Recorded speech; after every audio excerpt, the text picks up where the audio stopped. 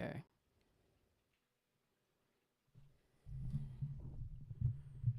Hello.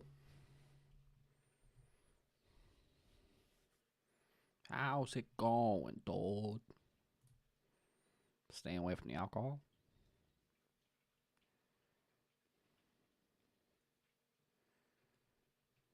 Yeah. Meh.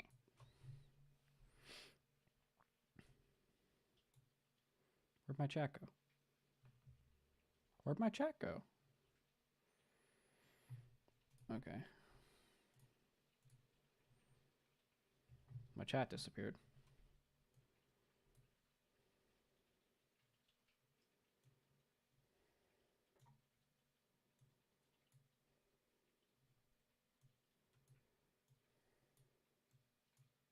That's weird.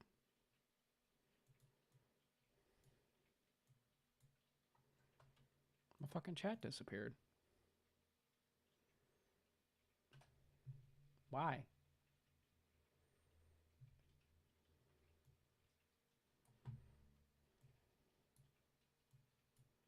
Whoa.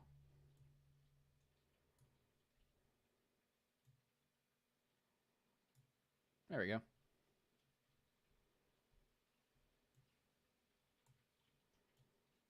Perfect. Yeah. Okay. We're gonna get started.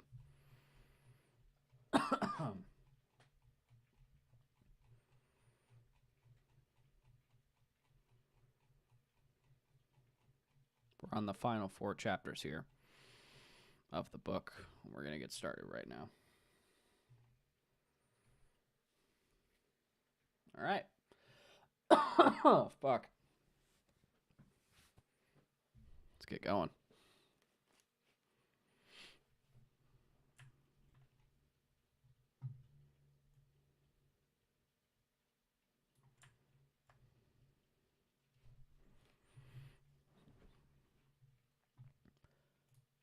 Chapter 31.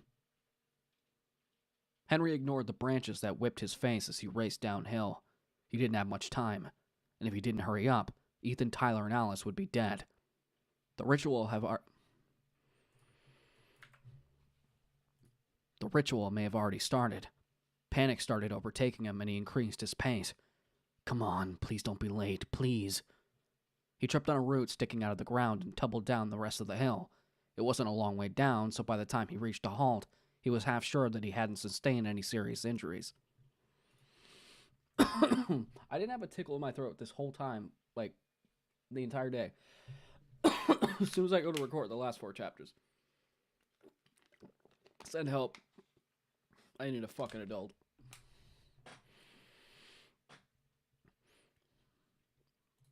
Even if he did, he would tough them out. He placed a hand on the back of his jeans. The revolver was still there, thank God. He withdrew it and gave a glowering glance before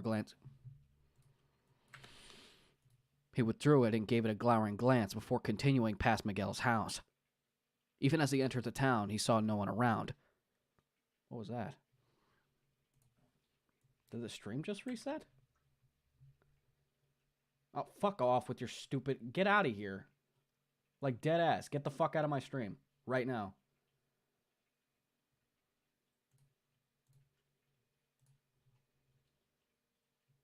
Thank you, babe. Appreciate it. Fucking shitty ass bots. Get the fuck out of here. Thank you. I appreciate that. My girlfriend being the best fucking mod in the world. You were on that. You were like, hey. You saw no one around. You're like, hey.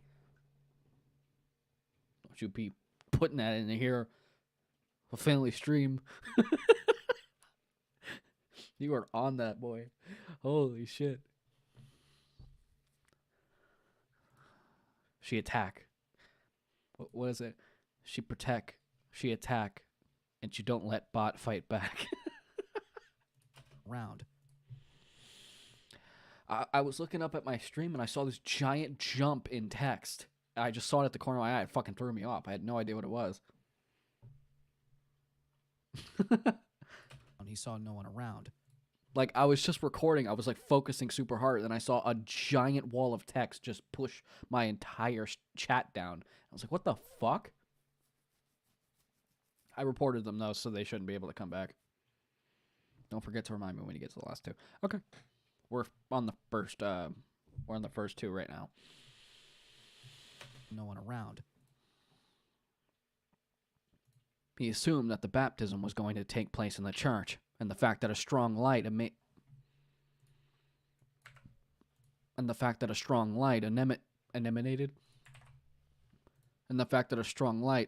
from the building confirmed that suspicion. Too impatient and driven by adrenaline to look around for danger, he sprinted towards the church. The priest on the stage chanted something in Latin that Ethan couldn't understand. Aside from Ethan, there were 4 more initiates, 2 teenagers, 1 man in his 30s, and 1 young woman. They were lined up at the back of the stage, each of them wearing the same ceremonial gown. Prophet Martin stood on the side of the stage, with his hands gasped together. I said gasped. Who message? Oh, it's just an email. I keep forgetting to flip my phone over and putting it back there before I start. I said gasp. I said gasp.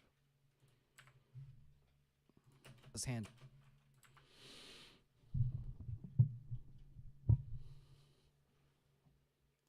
With his hands grasped together in front of him, his head down and his eyes closed. The priest who chanted Latin went from initiate to initiate with a bowl of water and a brush, spraying droplets of the water on each of the initiates' faces. Okay. As the priest chanted the prayers, the townfolk and the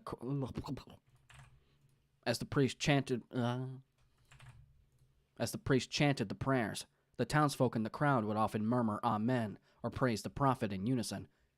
Ethan would try to keep up with them and mutter the same phrases whenever he could. As the main event of the baptism approached, he didn't feel nervous.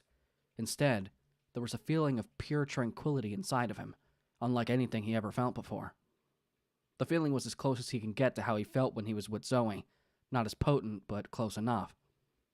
Once the priest was done chanting the unknown words and the crowd bellowed praise to the prophet one final time, 5 children walked onto the stage. 5 children walked onto the stage carrying golden goblets filled with pink liquid. They placed them on the altar in the middle of the stage, lined up to be in front of the initiate. Lined up to be in front of each initiate. Voice crack. Lined up to be in front of each initiate. Ethan stared at the goblet designated for him, wondering what it would entail. Was there poison swirling inside of the cup, or was it just plain wine? Whatever it was, he would drink it without hesitation to prove his loyalty to Prophet Martin and God. It was the only way of expelling his old self from his soul and being rid of the evil emotions that plagued him. The priest retreated to the back of the stage while Prophet Martin approached each goblet and blessed it with a red cross and some more Latin words.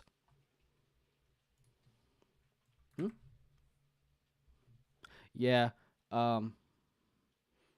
they've been hinting at Jonestown stuff for a while in this book. Like, there's been a couple of comparisons by Alice, and Tyler made a huge spiel about it at the beginning of the book. So it's very meta in terms of that because they hint at it constantly.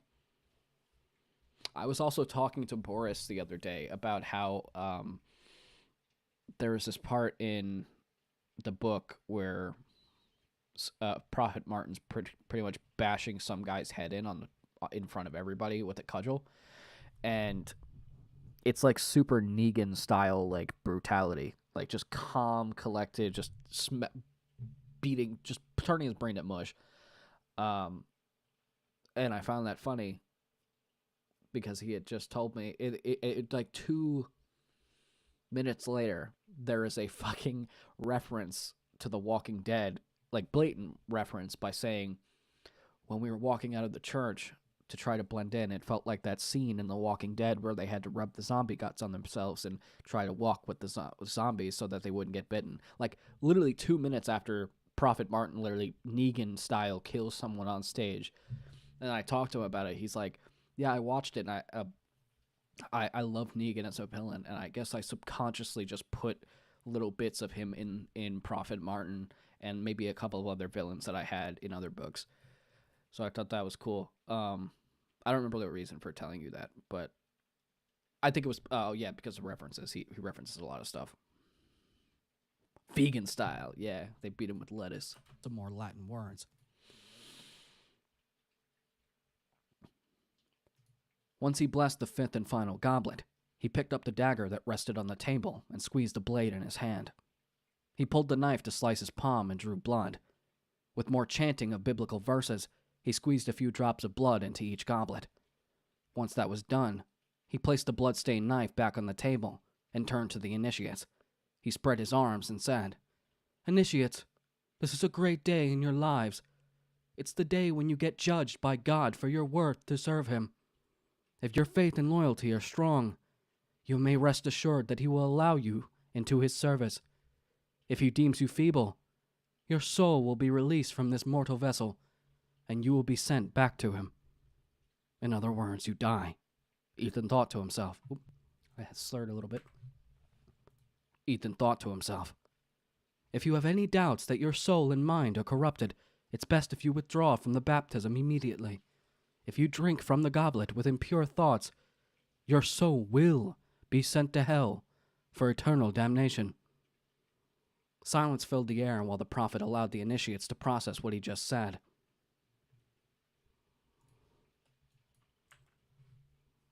Sexy bots.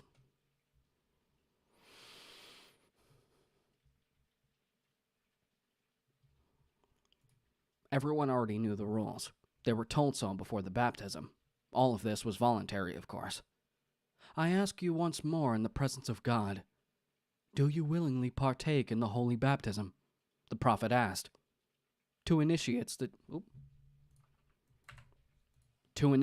teenagers exchanged glares with each other. The others, including Ethan, kept quiet. Prophet Martin must have noticed the reluctance on the teenagers' faces, so he said, "Remember, God is watching us, and He will judge you according to your loyalty." The teenagers settled down. "Very well." Martin gestured to the first teenage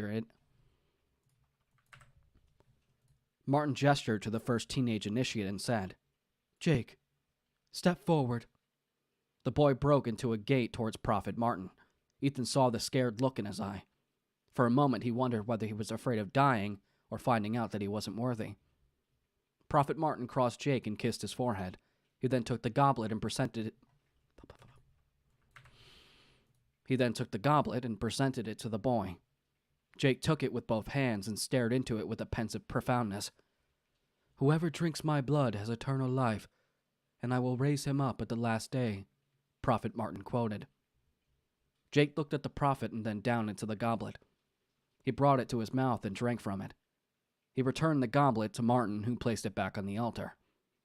All the faces in the church were fixated on the initiate. Prophet Martin turned to him and stared at him for a long moment. Jake started trembling, and seeing this, Ethan froze and held his breath. The prophet placed both hands on the boy's shoulders and said, "God has blessed you with the mercy of serving Him." Ran out of breath. "God has blessed you with the mercy of serving Him." The audience chanted Amen 3 times together. Jake bowed slightly to Prophet Martin before returning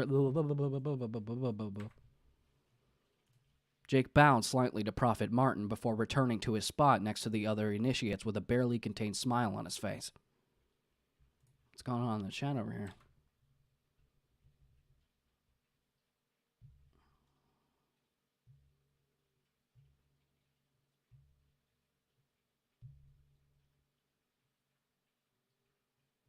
Go to my name for sexy.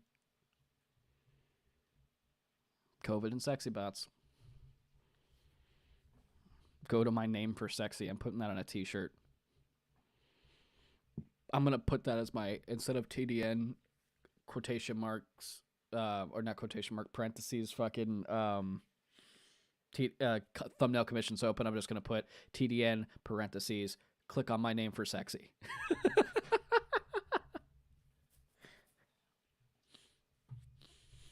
Barely contained smile on his face. Hey, shut up. You're in my chat, goddammit. Oop, sorry. Took the Lord's name in vain? My apologies.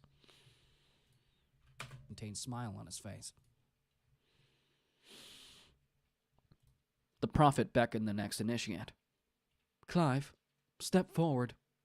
Why am I making him British now? Clive, step forward. Nah.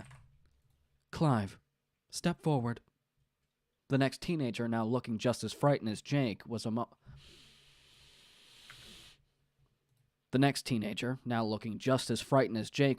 ago, stepped forward with robotic steps, his eyes fixated on his goblet. Prophet Martin handed him the second goblet and repeated the same words from the Bible as before. Clive brought the goblet to his mouth, but hesitated.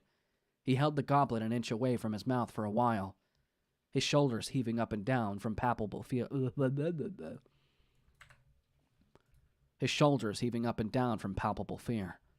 The entire time, Martin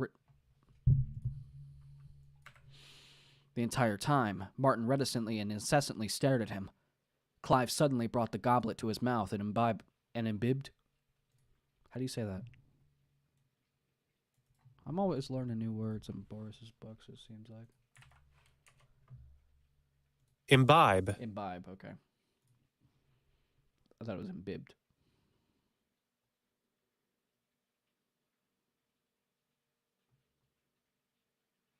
Jank.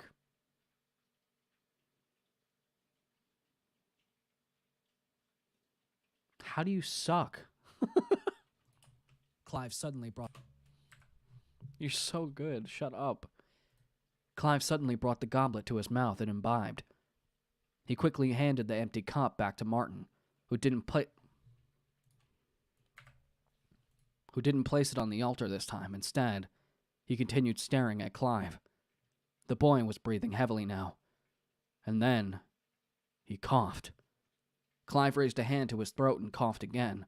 It sounded like the cough when a drink was swallowed the wrong way. Soon, the mild coughs turned into a fit. Ethan saw blood spurting from Clive's mouth as his knees buckled, and he fell sideways on the floor. Prophet Martin stared down at the boy with the same bemused glance. He didn't look like he planned on doing anything to help him, and neither did the audience. Some of them were shocked, shaking their heads, gasping and clasping hands over their mouths. But most of them looked as bored as the prophet. Ethan noticed one couple who looked distressed, however. The woman was crying, and the man next to her held her by the shoulders, whispering something to her. Ethan assumed they were Clive's parents. Clive coughed harder and harder, trickles of blood running down his mouth and a small puddle forming on the floor in front of his head. His face was red, and the veins on his neck bulged so heavily they looked like they would pop. He made an agonized sound that was something between a groan and a meager scream, and then stopped moving entirely. He continued lying on his side, the eyes with the burst blood vessels vacantly staring nowhere specific.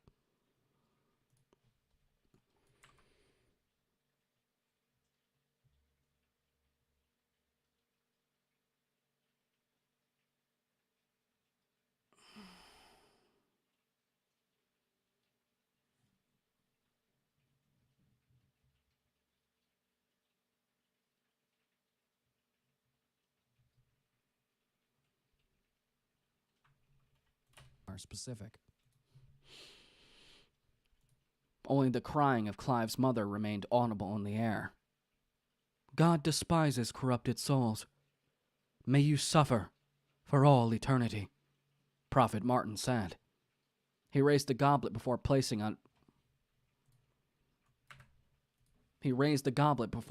it back on the altar.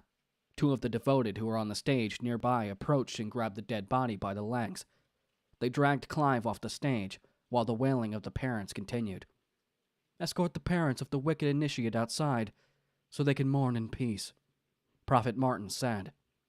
Within seconds, some of the congregation members helped the grieving parents stand up and walk. Gotta breathe. Within seconds, some of the congregation members helped the grieving parents stand up and walk to the entrance of the church.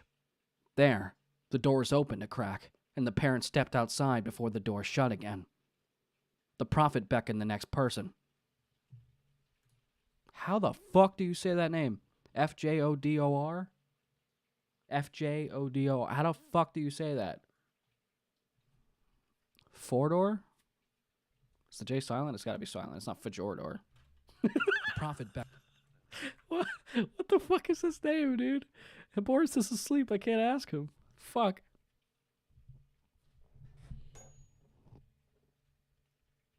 Fordor? I'm gonna say Fordor. I don't know how to say that.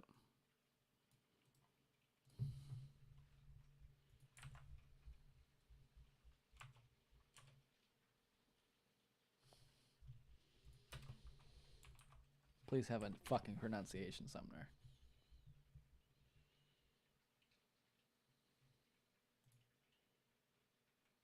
Fior? With a D? Fyodor. Fyodor? Fyodor.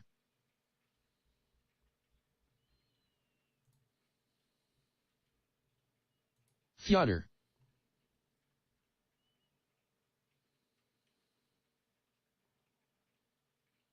Fyodor? Fyodor. Oh, it's probably like Theodore. Fyodor. Fyodor. I'm gonna say Fyodor.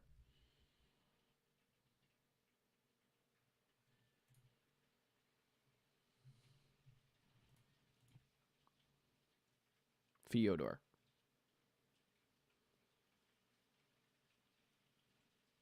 No, not Hordor. It's also Hodor. You keep saying Hordor. That's not his name. It's Hodor. Hodor. Hodor. right before the door shut again. I'm gonna say Fyodor. The prophet beckoned the next person. Fyodor, step forward. The man in his 30s looked around with a frightened look on his face. He took a tentative step forward, but made no attempt to go further than that. The prophet held his hand outstretched.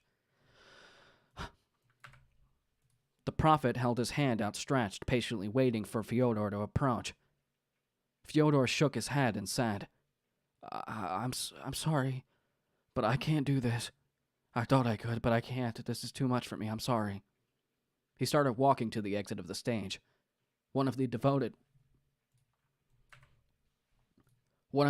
intercepted his path and hit him with the mercy's kiss over the face. Fyodor fell on the floor, where he spat out blood and a couple of teeth. He managed to turn over on his back when the devoted stepped on his neck and glanced in the prophet's direction. The prophet nodded. The devoted stepped off Fyodor's neck. Ugh, it's so hard to say in like succession. Damn, we got the whole posse up in here. Thanks, babe. You cute too.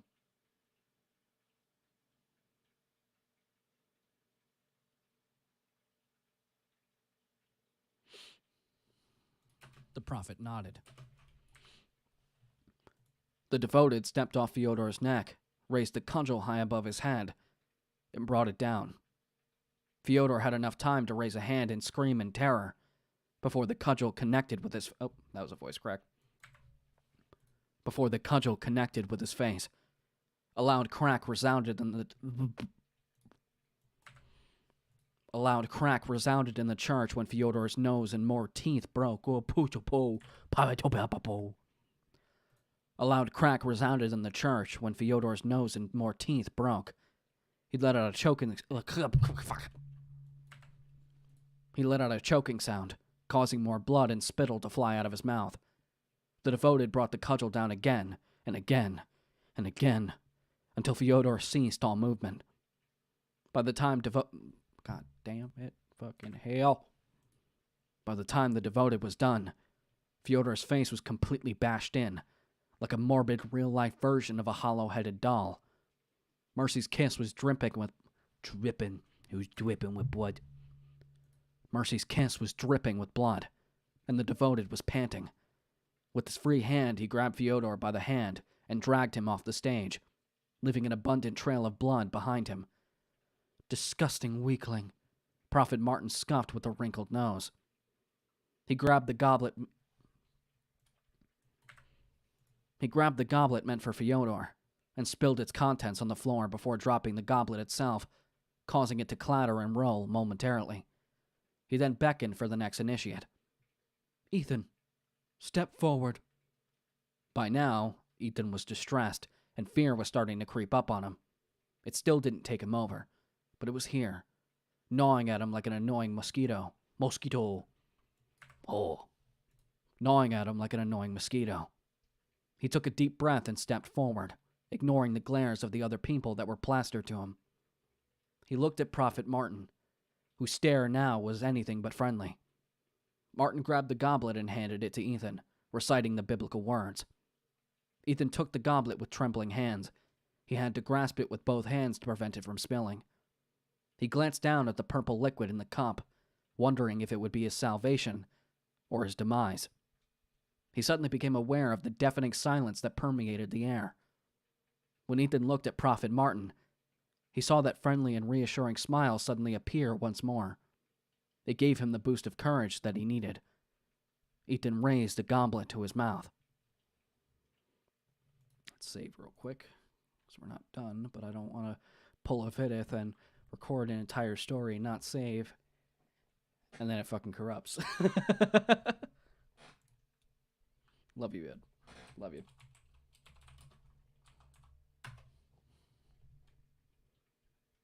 Hey, it's John. That's my boy. Known that guy for 15 years at this point? Oldest friend. Oldest friend. How much we got left of this chapter? Almost done. About a page and a half, it looks like. Vidith would do that, and that's exactly why I save every 5 minutes. I'm not doing it in one go. One take all the way through. I did it with one of my half-hour sessions, and I didn't even realize it. One of the half-hour chapters that took an hour to do, half-hour to record properly. And I guess I was just so into it, and I was barely messing up that I just didn't think to save, and I just went all the way through without it. That was really dangerous, though. Yeah, he did. He posted on Twitter a year ago. And ever since, I was already saving, but ever since it's only with audiobooks that I do this now, because audiobooks are really scary because they're always super long. So now with audiobooks, because I saw that, it's every 5 seconds I'm saving. No, he really fucking did. You're still a one take, man. You fucking legend. The goblet to his mouth. When Henry reached the churchyard, he saw the closed entrance door and 2 of the devoted standing in front of it. He could shoot the guards, but then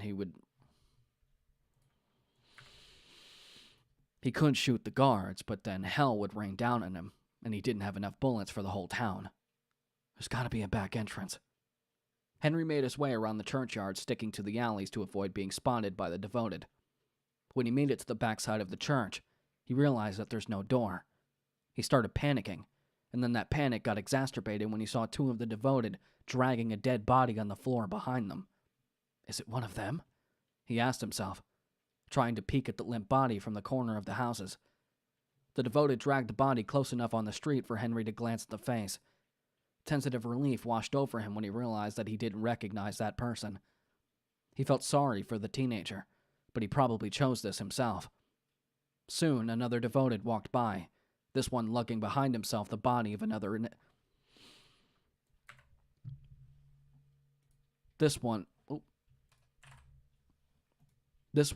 behind himself the body of another initiate.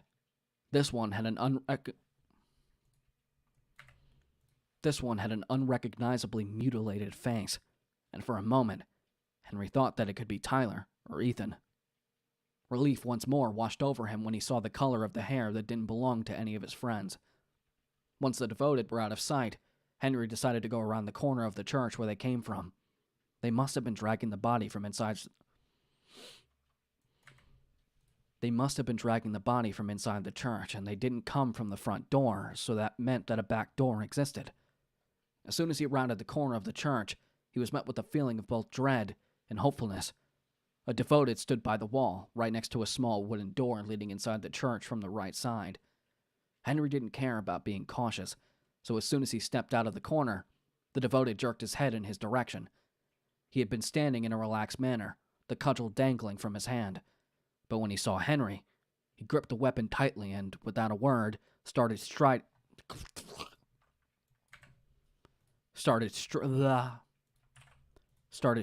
towards the intruder. "Oh, look at that," the devoted said in delight. "And here I thought it was going to be a boring—" He stopped mid-sentence and mid-step. He stopped mid-sentence and mid-step when Henry pointed the revolver at him. "Say one more word, and I'll shoot you in the dick hole." What? What? What? Bro, what? Oh, God.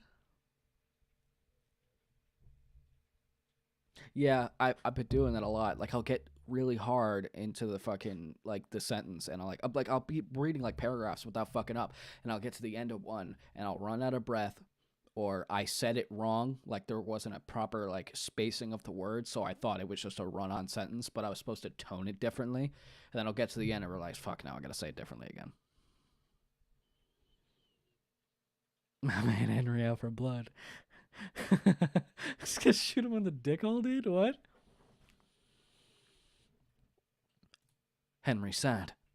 The barrel of the gun was pointed at the devoted. Henry sat.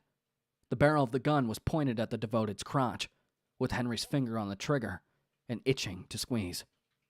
The devoted remained frozen in place but made no effort to drop the cudgel. "Drop it, now!" Henry motioned with the revolver to the... "Drop it, now!" Henry motioned with the revolver to the weapon. The devoted still didn't move. Henry pulled the hammer back.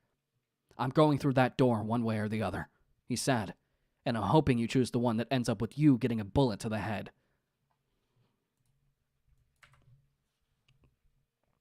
The devoted dropped the cudgel, causing it to clatter on the concrete. "Turn the fuck around."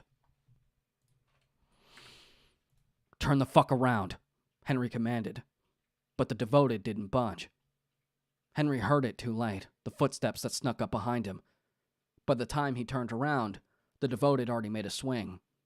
It wasn't the spiked cudgel he was using, but it may as well have been because the punch sent a shockwave of pain in Henry's jaw. Henry lost balance and toppled, dropping the gun in the process. Through a spinning vision, he saw the gun sliding across the floor, where it remained motionless, the barrel comically pointed at the door. Henry scrambled towards the gun.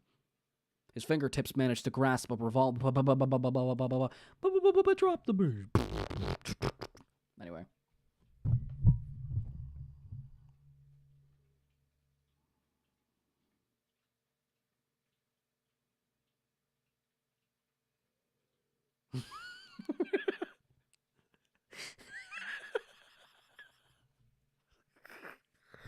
Oh, fuck. Henry scrambled towards the gun.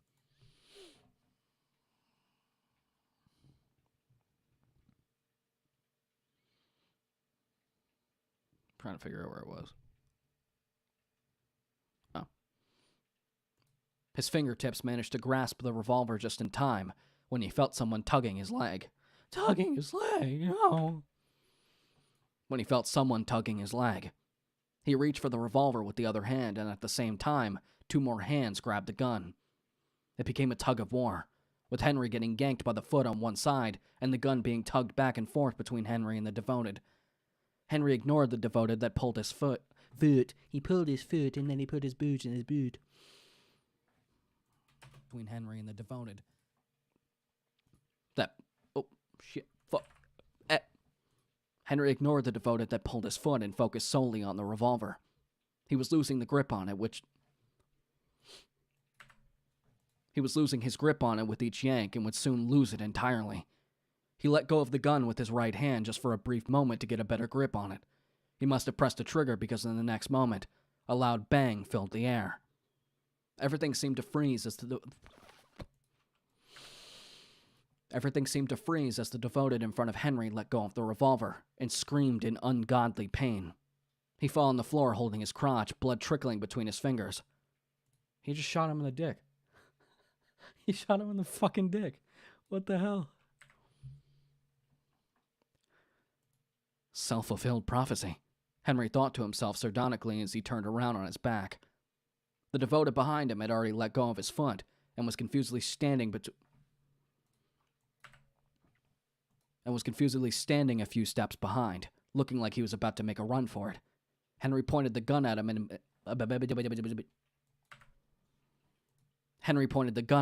and impulsively squeezed the trigger. About to make a run for it. Henry pointed... Trigger! Nothing happened. The devoted recoiled. He recoiled. He went... He went, oh! Trigger. The devoted recoiled for a minute, and then gained a surge of courage to stride forward. The devoted recoiled for a minute, and then gained a surge of courage to stride before Bitaba, and when I talk about it, and I don't want to have it. Better scramble like an egg before you get folded like an omelet. I fucking love that. Stride before Bitaba. So good. Of courage to stride before Bitaba. Oh my god. That's funny. It's really funny. That's properly funny. Yes. Trigger. Nothing happened. The devoted recoiled for a minute. Fucking hell. Nothing happened. The devoted recoiled for a minute, and then gained a surge of courage to stride forward. It took Henry a moment to remember that the hammer of the revolver needed to be pulled back before each shot. He did so, and the devoted stopped once more. Henry shot up on his feet, ignoring the moaning of the devoted who took a shot to his nuts. He blew off his balls. Man can't have no kids. Said to the other one, "Open the door." The devoted walked over to the door without hesitation.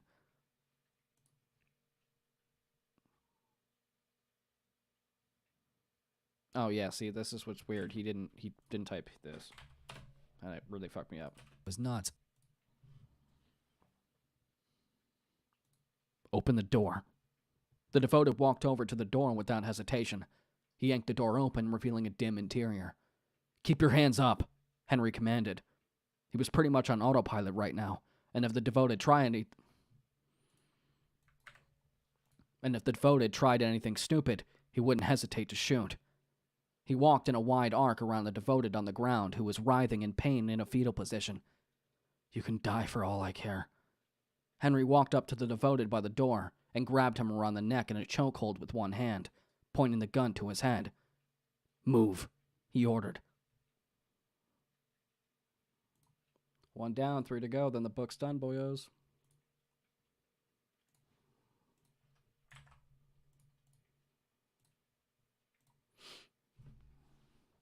Love you, Pit. Thanks for stopping by. It's Tuesday, innit? He's gonna shoot all the dicks. It's Tuesday, innit? Innit? It's fish and chips, innit? Yeah.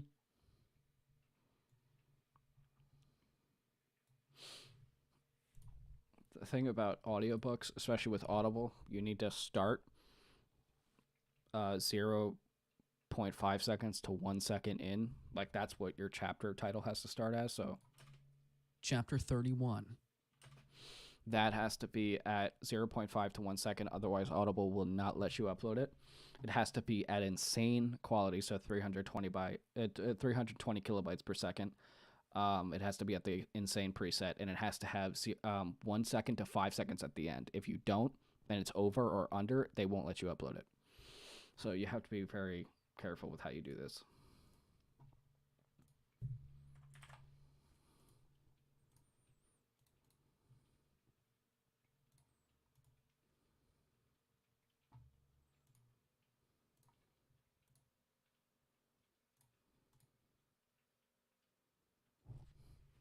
Move, he ordered.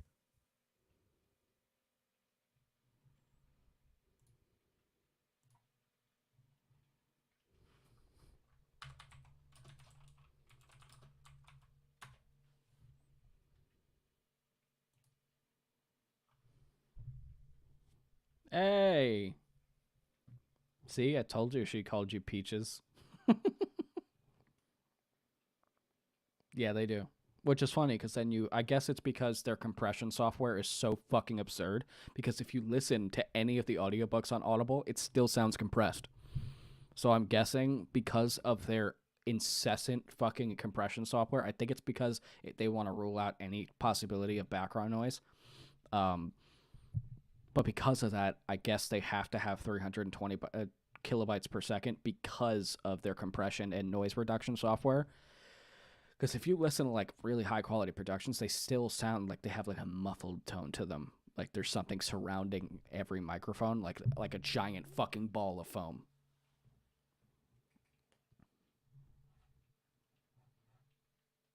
I'm good. How are you? We're finishing up a book. Got 3 more chapters left and then it's done.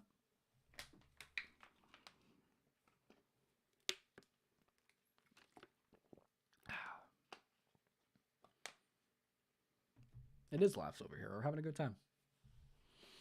A lot of funny things. Some guy just got his dick shut off. He told him he would shoot him in the dick hole, and then he accidentally shot him in the dick. It's pretty fun. This one's 2 pages, right? 1, 2. Yeah, this one's easy. Book go burr. Book go burr. All right, let's get started. Chapter 32. All right, it should be right here. Miguel pointed past a tree and towards a bushy area. The undergrowth rustled under his footsteps, and Mandy did her best to follow him as fast as she could without looking back. She couldn't help but hope that Henry would change his mind in return. After 5 or so minutes of trekking through the woods with Miguel, her hopes waned, and she knew that he would not be coming.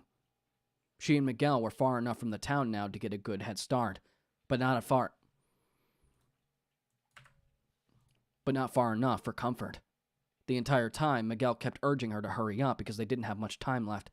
Eventually, Mandy wiped the remainder of her tears away and focused on escaping. Once she makes it out of here, she would come back for her friends. Here we go, Miguel said as he bent down. He grabbed and tossed the well-hidden tent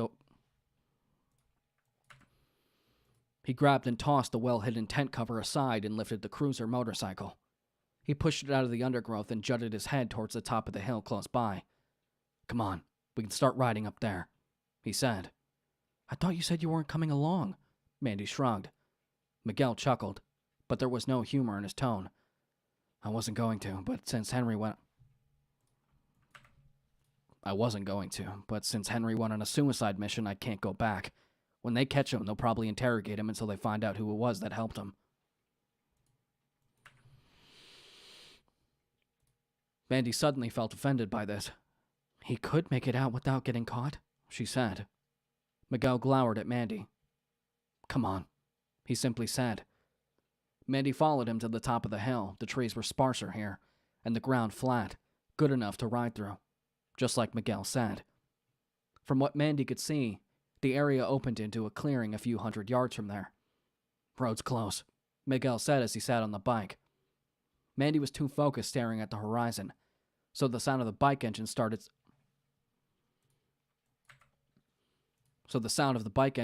up slightly startled her. Prior to that, there were only the sounds of the forest life that prepared for their night shift in Miguel's spoken voice. Oh, baby! Up slightly startled her. Prior to that, there were only the sounds of the forest life that prepared for their night shift in Miguel's soft-spoken voice. Miguel swayed his head to the left to motion Mandy to sit behind him. She did so and put her hands around Miguel's waist for support. Hold on tight, it might get bumpy, Miguel said, and the bike lurched forward.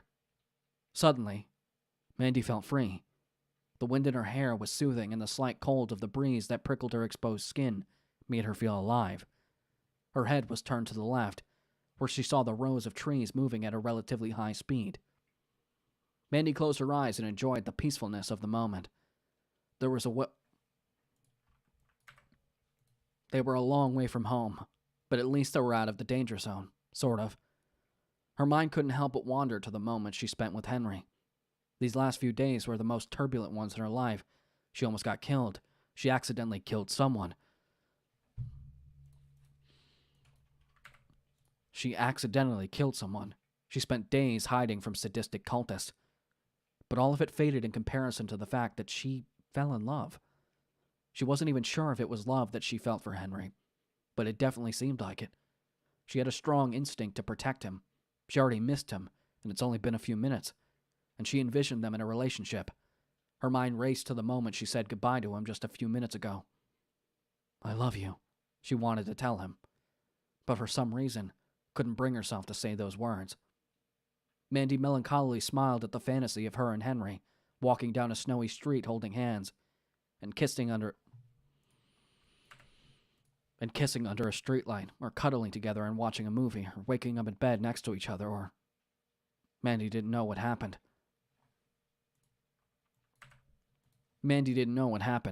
All of a sudden, there was a millisecond of a loud noise, and the motorcycle's front part jerked upward at an incomprehensible speed. The next thing Mandy knew, she was on the ground. The loud noise, whatever it was, replaced by the buzzing that took up her entire hearing. She couldn't move, and the image around her was spinning. It took her a moment to realize that it wasn't spinning, but that she was staring at a huge amount of dirt falling downward. Mandy felt like she ran into a wall, her entire body aching, especially her leg. Miguel? She said, but she wasn't sure if the words even left her mouth. She raised her head because that's the only part of her that she can feel right now. She saw Miguel walking somewhere close by. Mandy tried shouting his name, but to no avail. Buzzing slowly began subsiding, and Mandy realized that it wasn't Miguel who she was looking at, but an unfamiliar person. Another person appeared behind the first one, and in an extremely muffled tone, she heard them speaking. "Who is it?" one of them asked. They were huddled around something. Mandy further raised her head and realized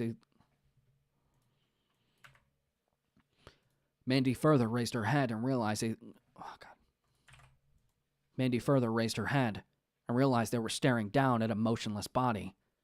The head was facing Mandy, the eyes vacantly staring directly at her. "Shit, it's Miguel. He's dead," one of them shouted. "I knew it." "Where's the other one?" "I don't know. The tripwire blasted her somewhere." They started looking around the clearing. Mandy propped herself up on...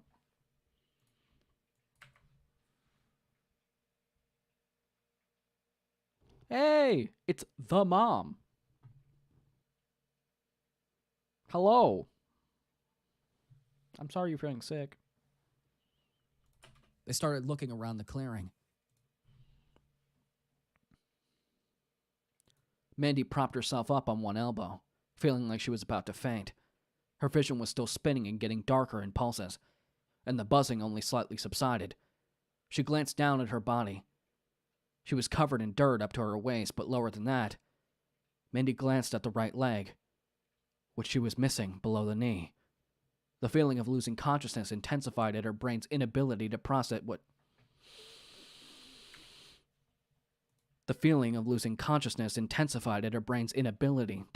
what she was looking at. "My leg. Where's my leg? It just can't go missing like that. Where is it?" And then she saw her leg. Or lack of. Really saw it. And she lost all control. She suddenly became aware of the warm blood that spurted like a fountain out of her stump, and the excruciating pain that followed, blinding her to everything else. She had no idea how, but she somehow managed to lose balance on her elbow and fall sideways. She tried to scream at the top of her lungs, but still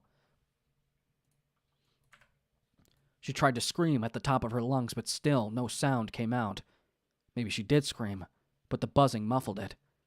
The entire time, her mind was convincing her that this wasn't real and this couldn't be happening. No, not to her. This is something that only happens in movies. This couldn't be real. As she slipped to the verge of unconsciousness, Mandy tried contracting the toes of her right foot over and over. She thought she felt them. She was sure she did. She needed that leg. There was no way she would be able to do gymnastics ever again without it. She saw 2 pairs of boots approaching her and stopping right in front of her. Her vision got darker, and she tried begging for help with her eyes since her mouth... I hate when pages do that. I can't fucking see the rest of it. Did I already do that? Vision got dark. Yeah. And she tried begging for help with her eyes since her mouth wouldn't cooperate. Her vision got darker, and she tried begging for help with her eyes since her mouth wouldn't cooperate. If they couldn't save her life, then she at least wanted her suffering to be over because the pain was unbearable. It's one of the sinners, one of them said. Shit. Should we patch her up and bring her back to the Prophet? The other one shook his head. No, too much hassle. Plus, she's already as good as dead. Real shame. Could have had fun with her. The other one pulled out a handgun, but the first one gently put a hand on his partner's wrist. Don't waste bullets. This is one of the sinners who killed Elsa. She deserves to suffer. With that, he started walking away. The one who withdrew the handgun looked at Mandy pitifully. For a second, he looked like he contemplated shooting her. Please do it. I can't take the pain. The man put the gun away, and Mandy watched hopelessly as he walked away in the direction of his partner. As she stared at the star-filled night sky, begging whoever was up there to end it all. She thought she heard a voice. Soft, soothing, angelic. Mans, it'll be all right, sweetie. It's okay. I'm here with you. The pain gradually dissipated until Mandy didn't feel anything anymore. Mom, Mandy uttered, and this time she heard her own voice. Almost teared up there. That was really fucking sad. And this time, she heard her own words clearly. Despite the pain, she smiled before everything went dark. She smiled before everything went dark.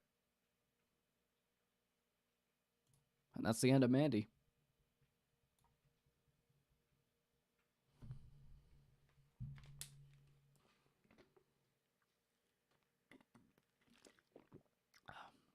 How am I supposed to pay attention to chat when I'm reading?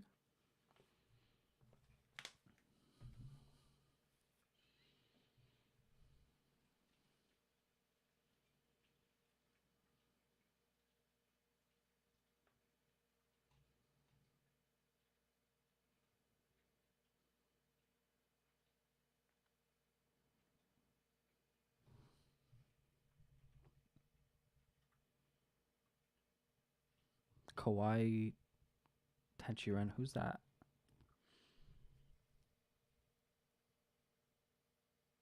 I'm so lost.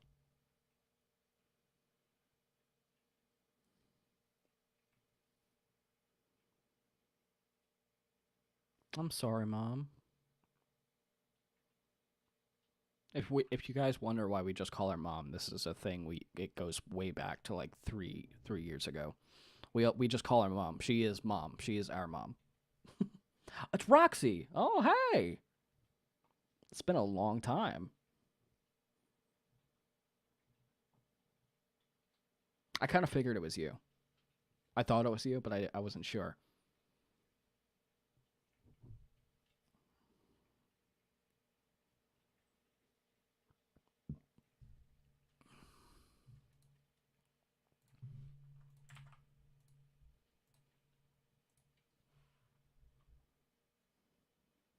She is everyone's mom.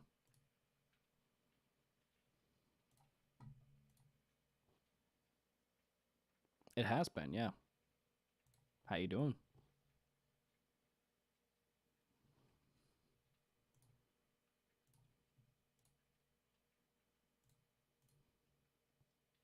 Remember back, Roxy, when you would tell me that my stream quality looked like a potato, like my webcam?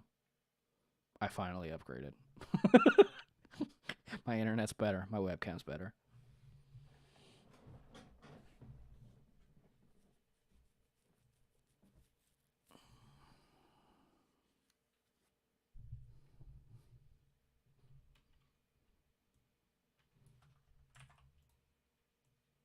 Yeah, about 4 years. You were Swedish Mom was there at the beginning, like the very, very beginning. Like a couple of first streams I ever did, she was there. It was about 4 years ago, I think. Yeah, because I started really streaming these in like October of 2018. So yeah, it would be about 4 years ago. That's insane. There's some people in this chat who's been here before, like, I ever even really got off the ground as the Dark Narrator. That's insane. 2,500 subscribers and almost 2,500 subscribers and a dead channel later, here we are.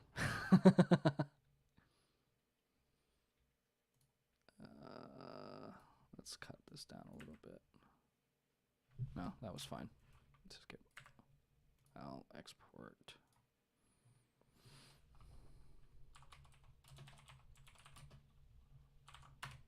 Two more chapters left, and then we're done. This one is 1, 2, 3, 4, 5. Really?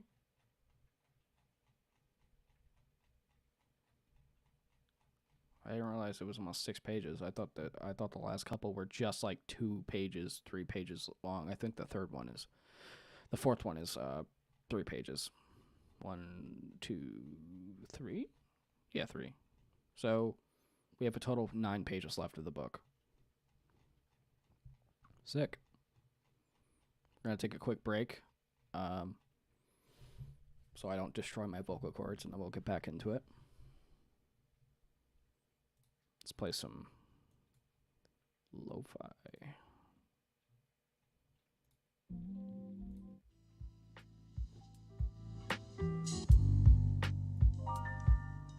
Yep, this is the last 2.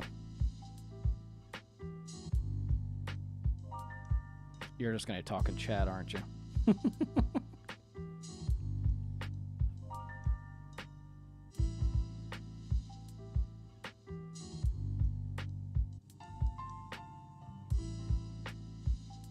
Yeah, if Swedish Mom is stopping by after all this time, I'm still doing something right. Dead channel or not. Did you guys see the thing I posted on Twitter? See if I can find it. It was one of my best fuck-ups ever. This was a couple days ago. Where is it?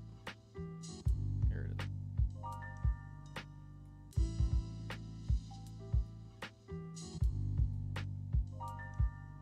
Come on, fucker.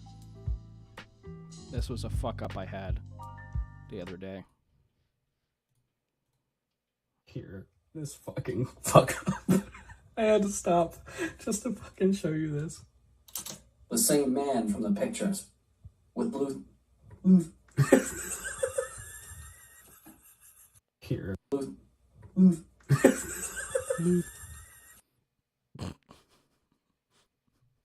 Oh my god.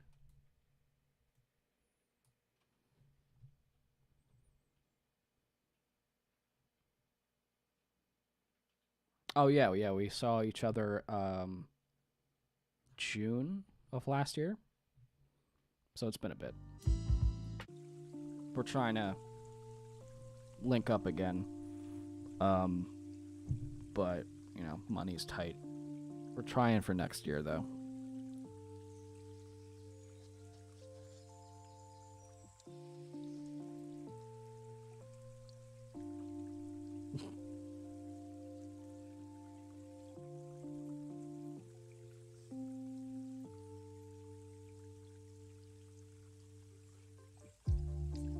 We're gonna stay chatting for like 10 minutes and then we'll get back into it. I'm gonna get a cough drop so that I can soothe the vocals. Ah, shit. Someone help. Send help. Oh, fucking need an adult. Ow.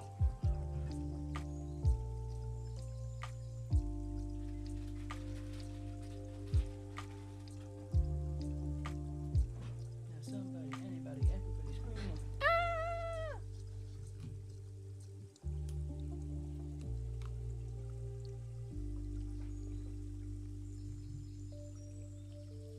Yeah, he's narrating. He finna up a video. He doing it.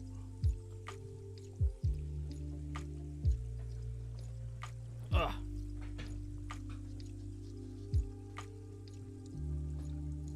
What other scenes do I have here?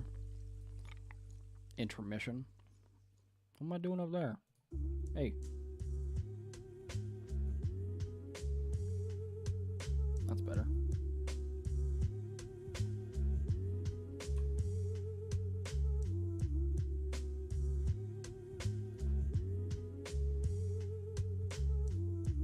Sure.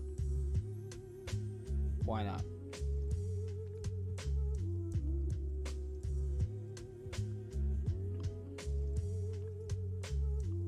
Yee.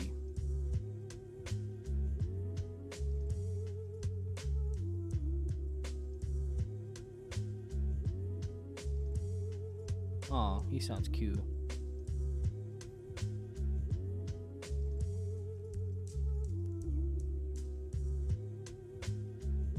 Yee.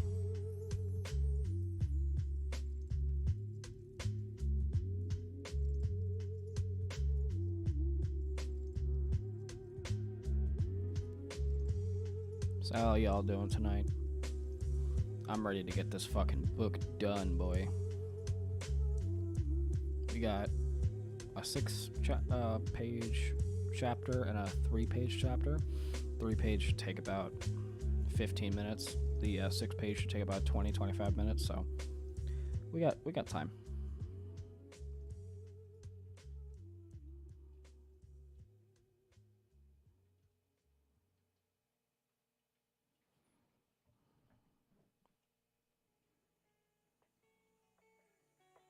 I was planning on finishing around like 1:30, so we definitely have time to spare. You had Chick-fil-A? You didn't tell me I had Chick-fil-A. I had Taco Bell. It's fucking up my stomach though. I had to get Taco Bell because me and Raven were talking about the truff sauce they had. So I was like, I guess I'm talking Taco Bell today. Yeah, but things could have changed in between the time I asked you and now.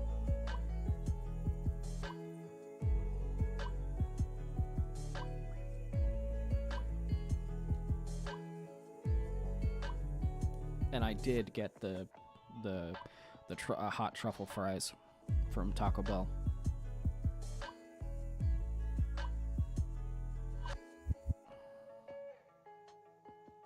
You did? Oh yeah, but you didn't tell me where you were going.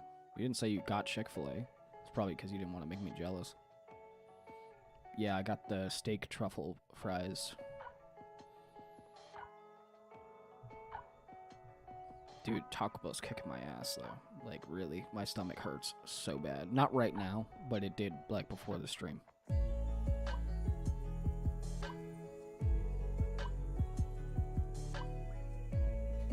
just put my fucking hair out, staying where I put it.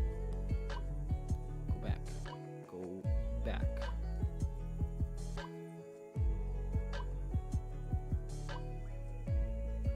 Yeah, they take their nacho fries and then they put nacho cheese on it, sour cream, tomatoes, steak, and truffle hot sauce. Fucking great. They're so good.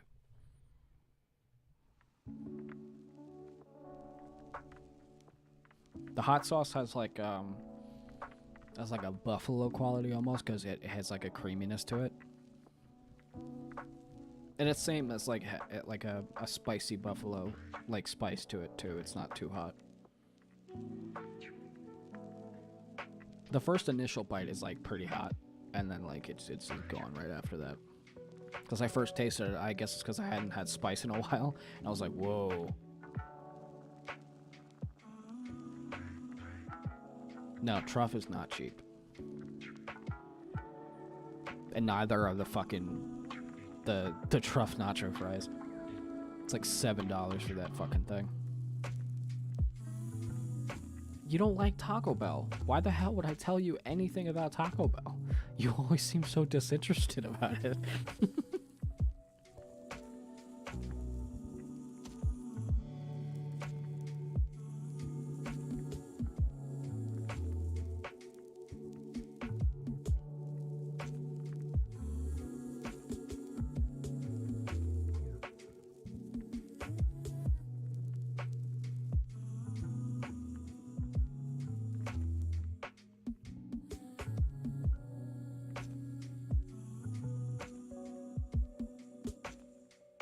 I wonder what makes it so creamy, because it seems like it doesn't have any cream in it, but I had like a creamy texture to it. Maybe it was the sour cream it mixed with it. So it pairs well with sour cream, I'll say that then.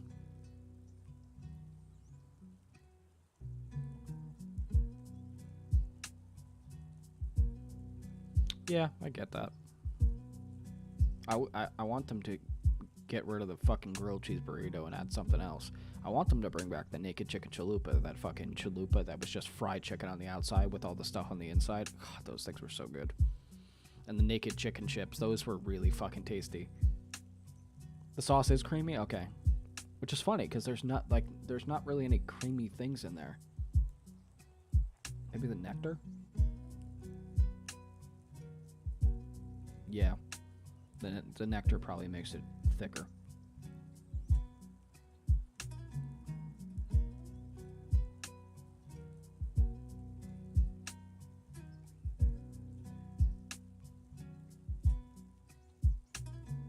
It reminds me a lot of like buffalo sauce. Like the flavor profile and everything.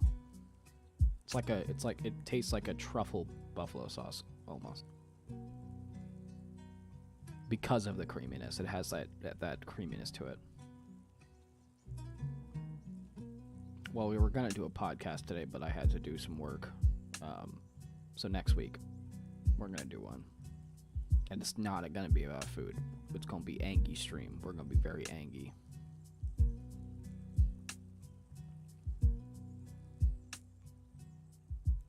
Night, Mom.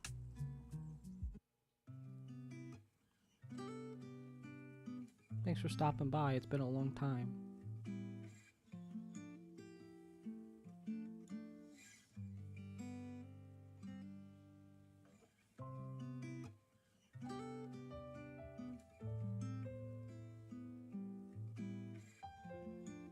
Why is it never about... We had a whole food stream that one time. We literally talked about just food. What are you talking about? Most of the Darkness podcast is food.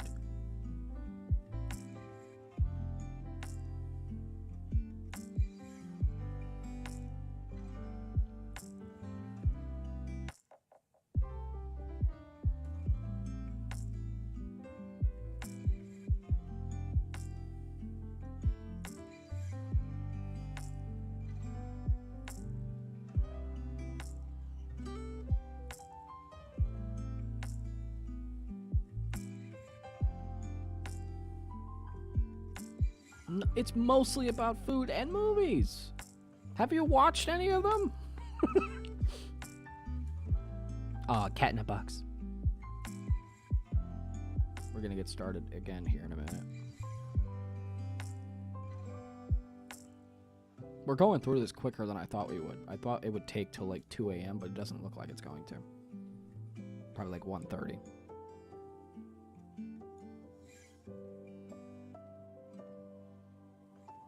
You're assuming Raven is smart enough to do that. He is not aware of his surroundings like that. Full credit.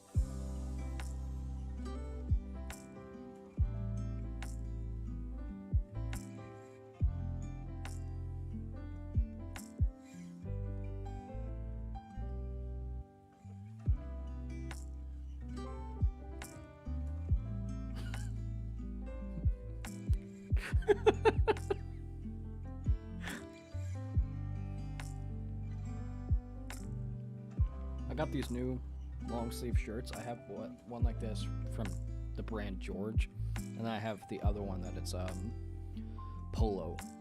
Not like exactly Polo, it's the one they sell in Walmart. It's the like Polo Association or whatever it is. The one with like the two guys on the horse. It's nice though. I really like that shirt. That one was like $25. This one was like $5. I love Walmart clothes. I'm just putting that out there. I love them so much. They're soft, they're good quality, they're cheap. Fuck yeah. I think all of my clothes are from Walmart, but they're all like good clothes. And Walmart's also like starting to have like more expensive brands, like the Polo Association ones, and George is getting better too. I remember George was like good, but it was like Fruit of the Loom almost. It was like sometimes scratchy depending on what you got. And then they also have, what was it? What is this one called? I have the pink shirt I wore yesterday was this brand that Walmart's trying to make that's like a little bit more designer. It's like I can't remember, but it's like fashionable style. It's like baggy and long and big and weird like pastel shades and mix match colors and stuff.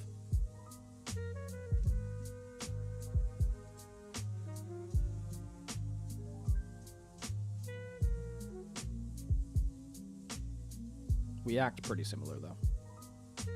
I wouldn't be surprised if like, well, I mean, I don't think anybody would bat an eye if we told them we were related.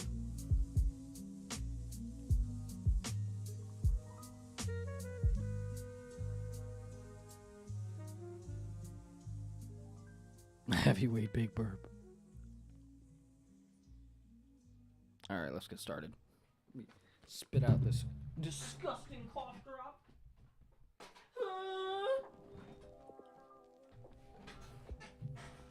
Let's get back into it. Last 2 chapters. Let's go.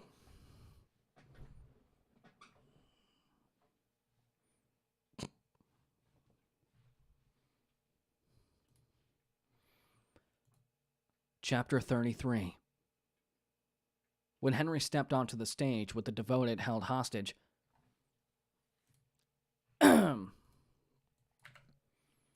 all the faces turned in his direction, murmuring in awe and panic. On the stage was Prophet Martin calmly staring at Henry.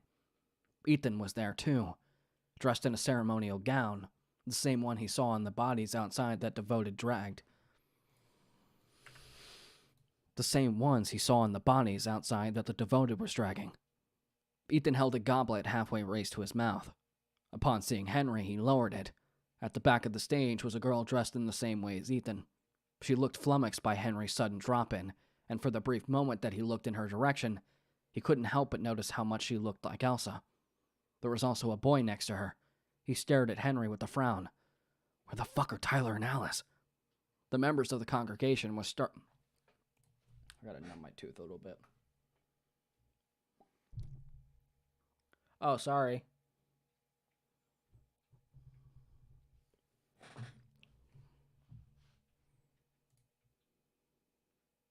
There we go. The members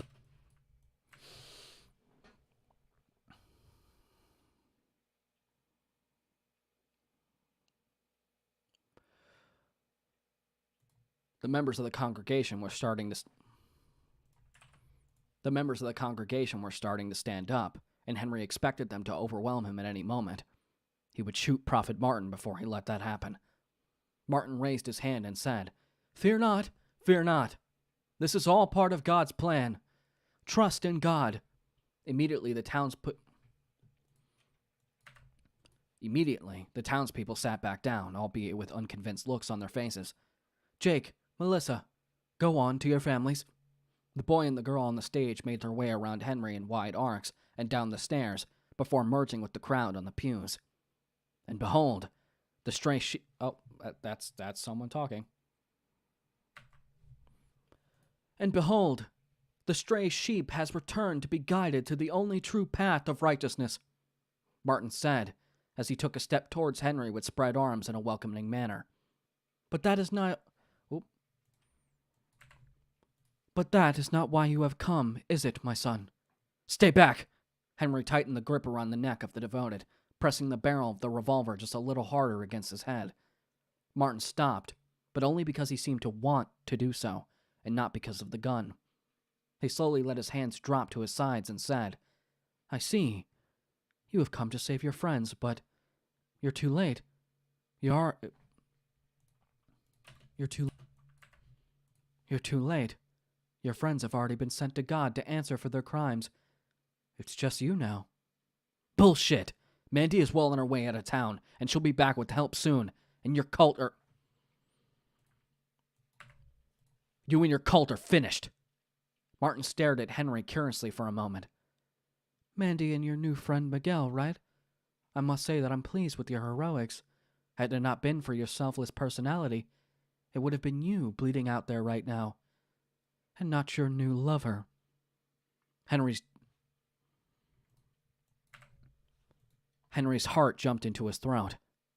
"You're bluffing," he said. Martin shook his head and put his hands in his pockets.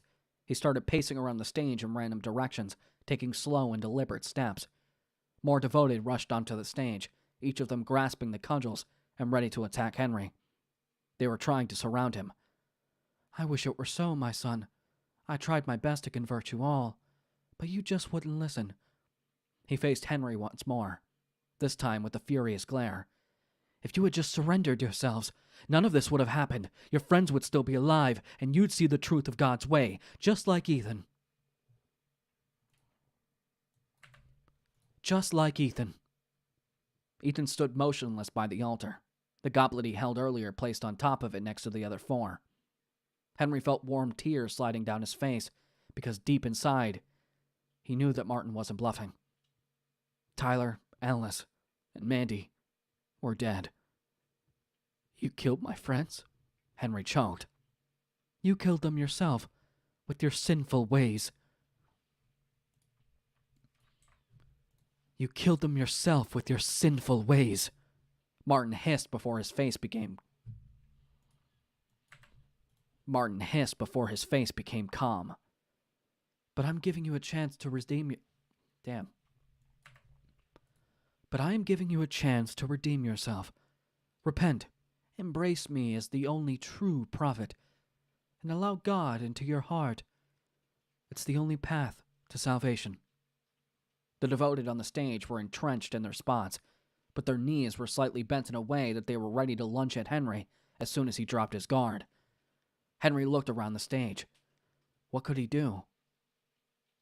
Henry? A soft voice resounded in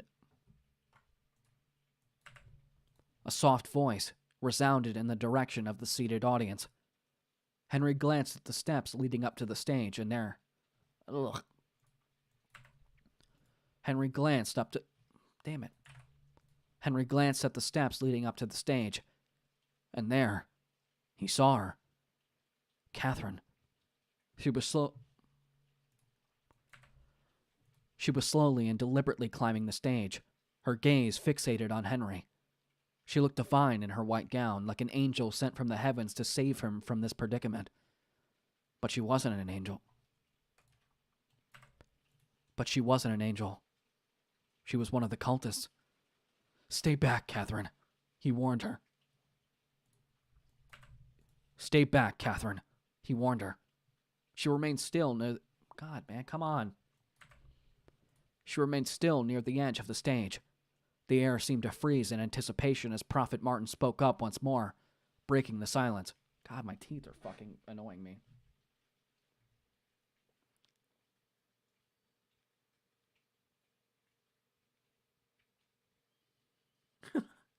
Thank you.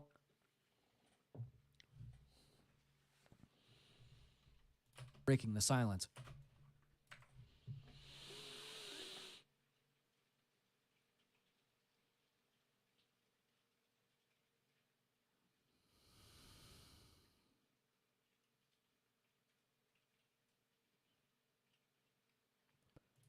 What path will you choose, my son? Henry looked at the prophet, and then at Catherine, and then at Ethan.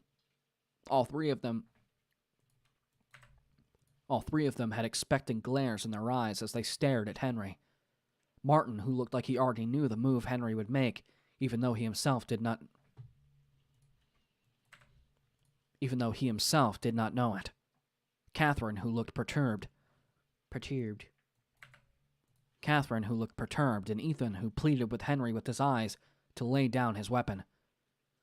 "Go to hell, false prophet!" Henry pointed the revolver at Martin and pulled the trigger.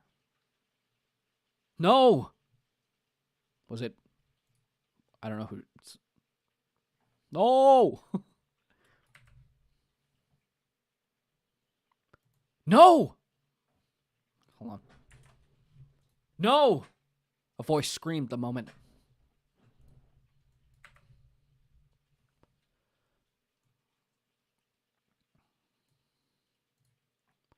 A voice screamed the moment Henry squeezed the trigger. A loud bang echoed in the church, followed by screams from the audience. It took Henry a moment to understand what was going on. It was Ethan who shouted, and he jumped to push Martin out of the way when Henry pointed the gun at him. He successfully shoved Martin out of the line of fire, and it was he who took the shot instead.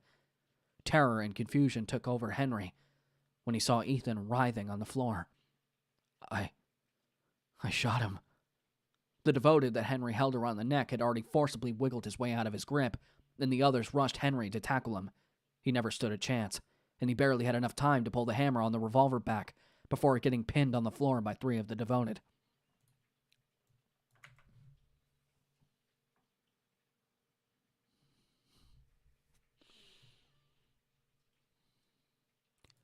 The gun was wrestled from his hand just in time as Prophet Martin stood up from the floor and rushed to Ethan.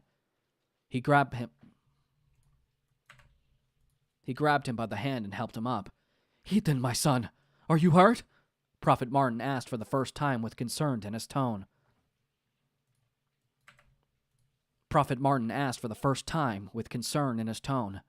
Ethan dusted himself off and glanced around his arms and torso. I think I'm fine, just a graze," he said as he glanced at the tear on his gown sleeve and the trickle of blood on his bicep. "Okay." Oh, chair squeak. "Oh, thank God. He's okay, I didn't kill him," Henry thought even as the devoted held him pinned on the floor. Prophet Martin embraced Ethan in a tight hug. He pulled back a moment later, with his hands on Ethan's shoulders, and turned to face Henry. And he had a furious facial expression. "You almost killed my disciple, just as you killed poor, innocent Elsa. I should kill you right now for making martyrs of my family." The devoted that took the revolver approached the prophet and handed the gun to him. The devoted that took the revolver approached the prophet and handed the gun to him. Prophet Martin accepted it without so much as glancing at the devoted. His face relaxed, and he spoke with his usual soft tone. "But God is forgiving. Forgive, and you shall be forgiven." He grabbed the revolver by the barrel and presented it to Catherine. Catherine, who had been standing on the side and silently watching the whole thing unfold, approached and upturned her palms, accepting the revolver. She bowed to Martin and retreated to where she stood a moment ago. "The baptism must go on." Martin turned to Ethan. Martin turned to Ethan. "Ethan." Oh, shit. Martin turned to Ethan. "Ethan." Jeez, man. Martin turned to Ethan. "Ethan, let God judge you." Ethan returned to the altar and picked up the goblet. "Ethan, no! Don't do it!" Henry shouted. Ethan glanced at Prophet Martin and raised the goblet to his mouth. Henry craned his neck as much as he could so that he looked at Catherine. "Catherine, please, don't let him do this. Don't let them do this, please," he said. But Catherine didn't budge. She continued standing with the revolver in her hands, sheepishly glancing at Henry before turning her attention to Ethan. Ethan drank from the goblet. When he lowered it from his mouth, he was pale. The room fell eerily silent, and then nothing. Nothing happened to Ethan. He placed the goblet back on the altar and waited for Martin's next command like a dog. Henry recognized that look. It was the same one that Catherine had. "Ethan, what did they do to you?" Martin approached Ethan and placed both hands on his face. He pulled his head closer and kissed his forehead. He then grabbed one of the goblets from the altar and turned to Henry. "Beware of false prophets who come to you in sheep's clothing, but inwardly are ravenous wolves." He took a step closer to Henry. The devoted lifted Henry on his feet, but their grip didn't ease up. 2 of them still held...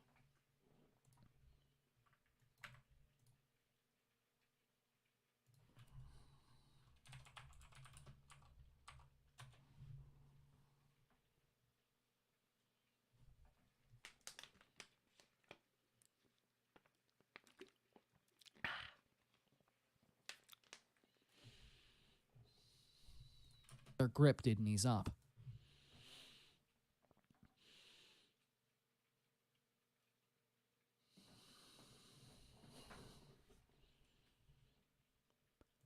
Two of them still held him tightly around the arms, and he didn't try resisting. Martin stopped inches from Henry and stared at him with a penetrating gaze. He then handed the goblet to one of the devoted on the side, who took it with a bow. "Praise be to you, Prophet Martin," the devoted said, and lifted his veil enough to see a sip. The devoted said, and lifted his veil enough to take a sip of the wine. He promptly handed the goblet back to Martin. Henry noticed that there was still some wine left at the bottom. Within seconds, the devoted started coughing and clutching his throat, falling to his knees, blood coming out of his mouth with each cough. Henry began resisting his captor's restraints, but couldn't break free. "Praise," he barely muttered between coughs. With those words, he fell sideways, coughing up more blood on the floor before ceasing movement. He was dead. "You fucking psycho!" Henry shouted. Martin outstretched the hand with the goblet to Henry, which caused him to recoil. "Because you have seen me, you have believed. Blessed are those who have not seen and have believed." This was it. He was going to force him to drink the poison. Martin pulled the goblet back to his own mouth, and not breaking eye contact with Henry for a moment, drank the wine. Henry heard 2 loud swallows before Martin lowered the goblet. He overturned it to demonstrate that it was empty, and allowed it to drop on the floor with a muffled clatter. As the prophet leered at Henry with a malicious glint, Henry waited for the poison to start working on Martin at any moment. Except it wouldn't, would it? Martin was a cult leader, which meant that he was a master manipulator. What he did here must have been a trick of some kind. The devoted on the floor must have faked his death.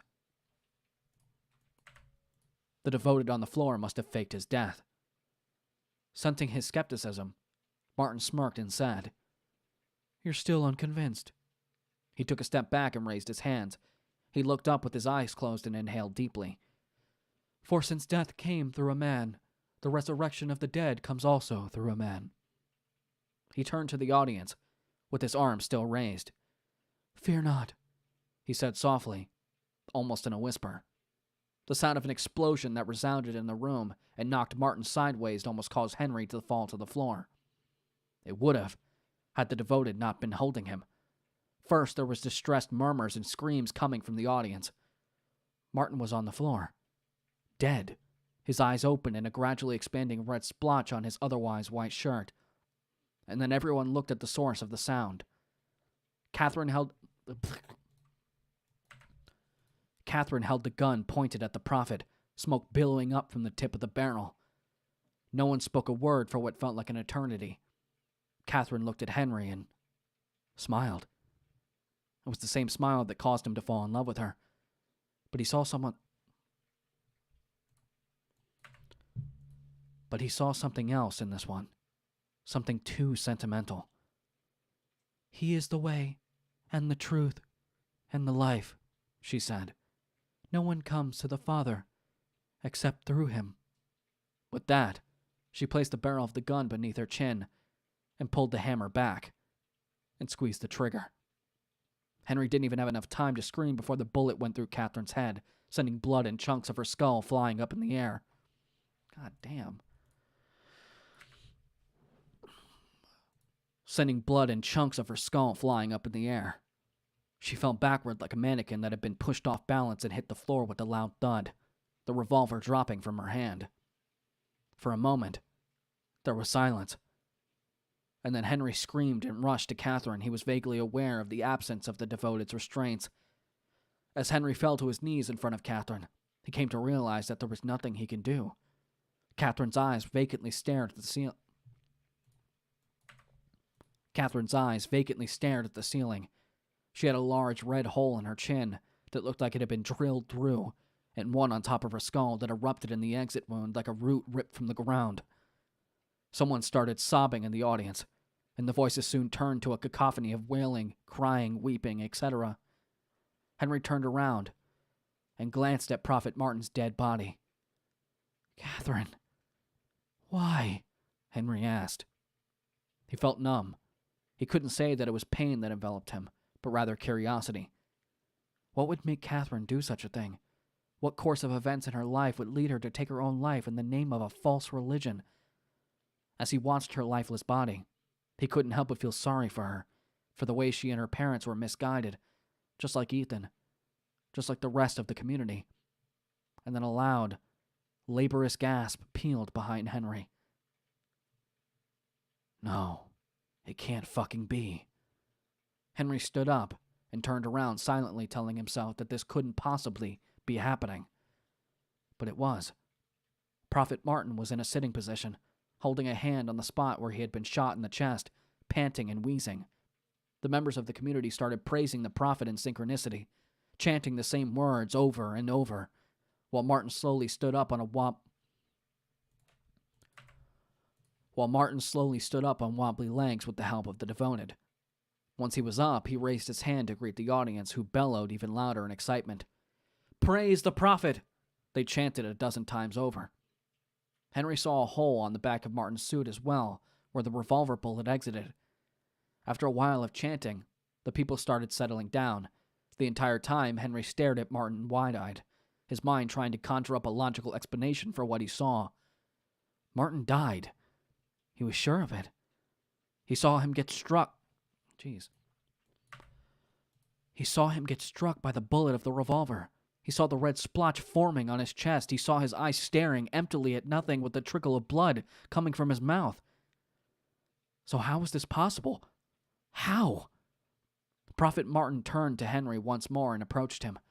Henry continued staring at him blankly, even as Prophet Martin opened his shirt and revealed an actual, real bullet wound. As Henry stared, the wound got smaller, closing up until all that remained was a soft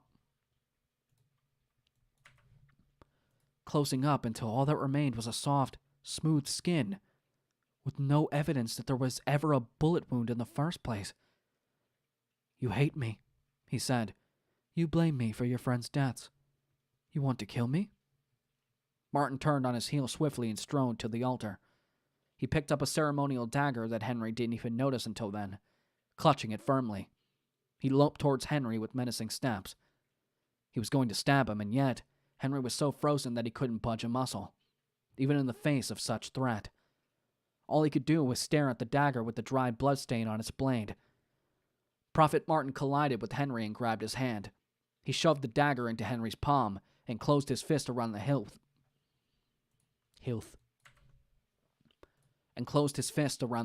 with both hands. He forced Henry's arm up so that the blade touched Martin's neck. "Go on, do it," Martin threatened. "Have your vengeance." Henry was panting by this point. He gripped the knife firmly. It would be so easy just to swipe the blade across Martin's neck and end it all right now, stop all this religious bullshit, and set these people free. But he couldn't do it. He wanted to, with all his being, to see Martin choking to death in his own blood. But his hand wouldn't budge. Martin's grip weakened, and Henry used that opportunity to drop the knife on the floor. With such a deafening silence, it clattered loudly, even through the red carpet. Henry's vision was blurry from the tears forming in his eyes. "You have seen, but you still do not believe," Prophet Martin said. "You refuse to let God into your heart." The audience started throwing threats and curses in Henry's direction, demanding his execution. Martin raised a hand to silence them. "You hear that? They are calling for a head. They are calling for your head on a pike," he said complacently. There was no... How long is this chapter? God damn. Holy fuck, I feel like I've been reading for an hour.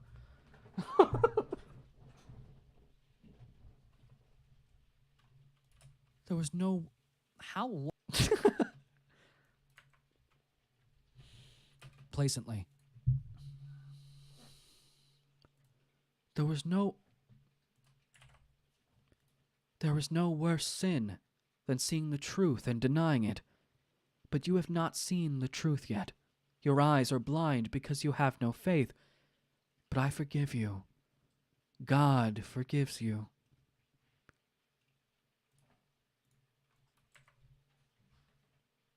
He lunged forward at Henry. Henry tried to step aside, but Martin already embraced him in a hug. When Henry realized that the prophet had no intention of physically assaulting him, he stopped resisting. Martin leaned closer to Henry's ear and whispered, "One day, you will see the truth, and you will return to me, and I will welcome you as my son." He leaned even closer and said in a slower, quieter tone, "Don't forget to turn the heating up, and leave the keys on." Henry pushed Martin away. Martin took two steps back and grinned. He turned to the audience and put his hands in his pocket. "Please escort Henry to a car and open the gate for him." Murmurs filled the air before Martin furiously interrupted them. "Who dares defy the will of God?" Everyone went silent, and most looked down. "I told you all before, and I'm telling you again. Everything that happens is a part of God's plan." He gestured to Catherine's body. Her parents were there, sobbing as they picked her up from the floor and got ready to take her outside. "Do not weep for Catherine," Martin said. "She is with God now." Henry felt the vice-like hands of the devoted grabbing him by the arms.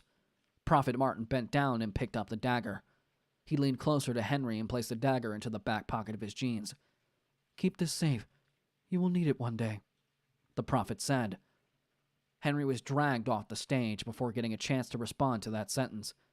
He was so dazed that he didn't even think about resisting. Somewhere in the church, someone started singing, "Oh God, be all..."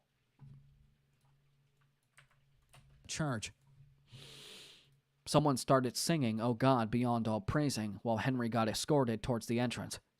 Everything else went by in a blur. Henry being taken to the open gate, with Tyler's BMW parked in front, receiving the keys from Benjamin, who, unlike his usual smile, now had a scowl on his face, getting shoved in the car, and being allowed to drive off through the gate without anyone pursuing him. Henry remembered only one thing visibly. Henry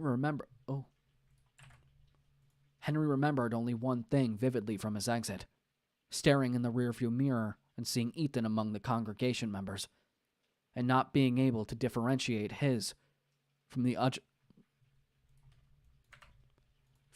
judgmental glares. Last one. Final chapter, everybody.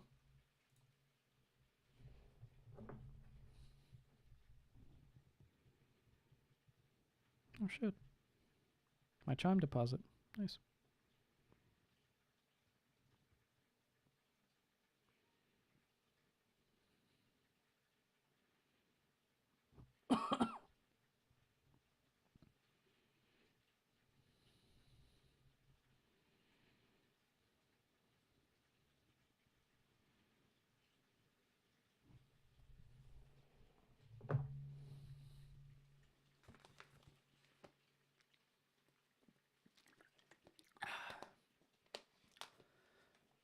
Final strap. Good that it's the last one, because my fucking throat's starting to fuck up.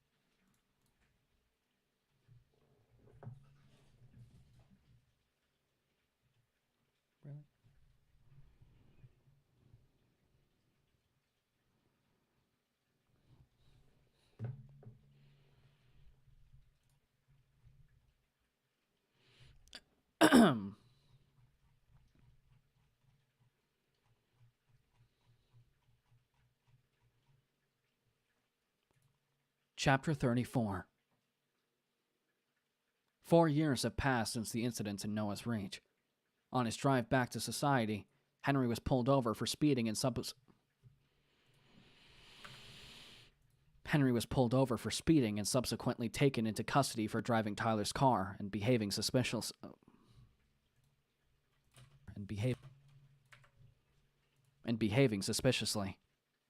In the police station, he told the cops everything. At first, they didn't believe a word he said about the cult. They berated him about the car and accused him of stealing it. Henry knew that his story sounded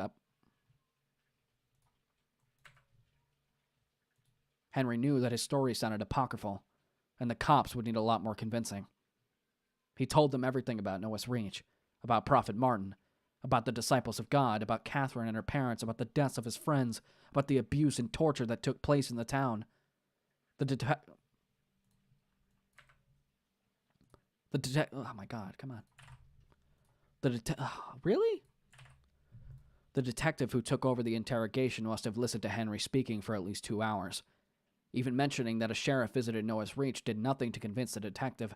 Eventually, parents were called to give statements. Apparently, an investigation was opened regarding Mandy's, Tyler's, Alice's, and Ethan's. An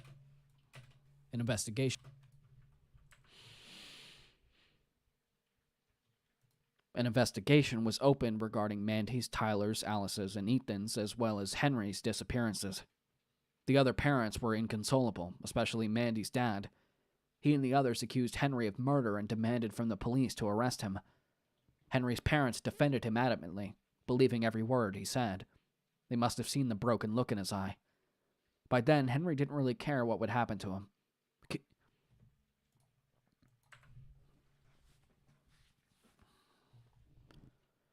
He cooperated with the police and instructed them where to go to find Noah's Reach. Some of them already knew about Martin and his town, but they described him as the kindest man they had ever met. This led Henry to believe that the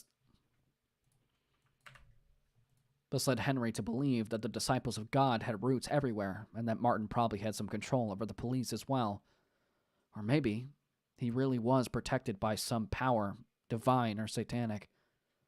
Ethan's parents went with the police to the town to see for themselves what happened to their son. They talked to him, and he confirmed that he was happy with the disciples. As for other friends who arrived in town, Ethan claimed that they left earlier. The story Prophet Martin concocted matched what everyone said. In their version of the story, Mandy, Alice, and Tyler left earlier using the Chevy Catherine's dad drove there, since there was something wrong with Tyler's BMW. They didn't hear from the outsiders again, but soon the police found their bodies. Apparently on the drive back, they had an accident and crashed off the cliff. By the time their bodies were found, they had been torn up by wild animals, so much so that there was barely anything left to bury.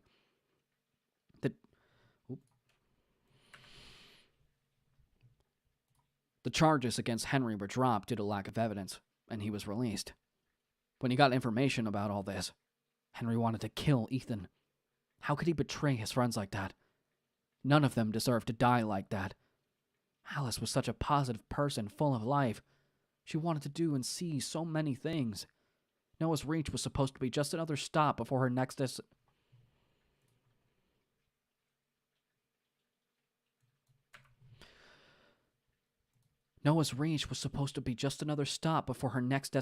where she would party. Tyler was a dick sometimes, but he wasn't evil. He always helped those he trusted. Just because he only cared about superficial things in life didn't mean that he deserved to die any more than the next person. Mandy. Henry's mind went back to the moment when they said goodbye 1,000,000 times over. And 1,000,000 times over, he made different decisions. Instead of returning to town, he decided to go with Mandy and Miguel, or told her to take a different, safer route, or he kissed her longer before they said goodbye. And in some of those forlorn fantasies, he manned up and told her that he loved her.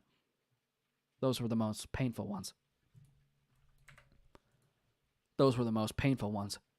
But remembering the intimate time they spent together was just as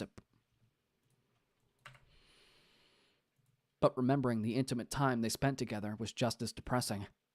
Henry tried to remember Mandy's features as best he could.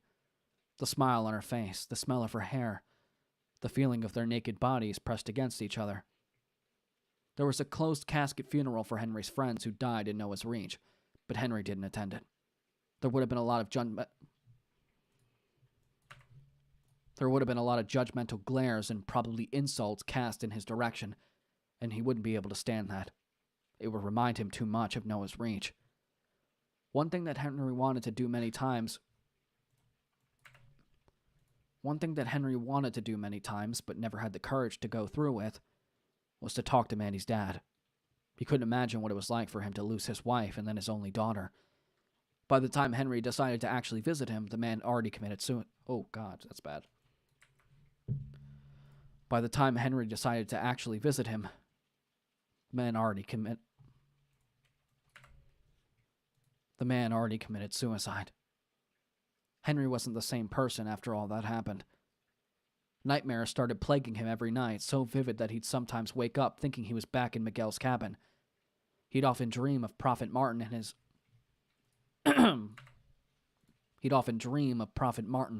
and hear his last words appointed to Henry. "Don't forget to turn the heating up and leave the keys on." Leave the keys on what? What did the entire sentence mean anyway? He obsessed over it for a long time until he dismissed it as ravings of a lunatic. Sometimes Henry would dream about Mandy. In those dreams, she would radiate a bright light. She'd tell him how happy she was right now, and that Henry should stop blaming himself for what happened. Henry firmly believed that Mandy actually visited him.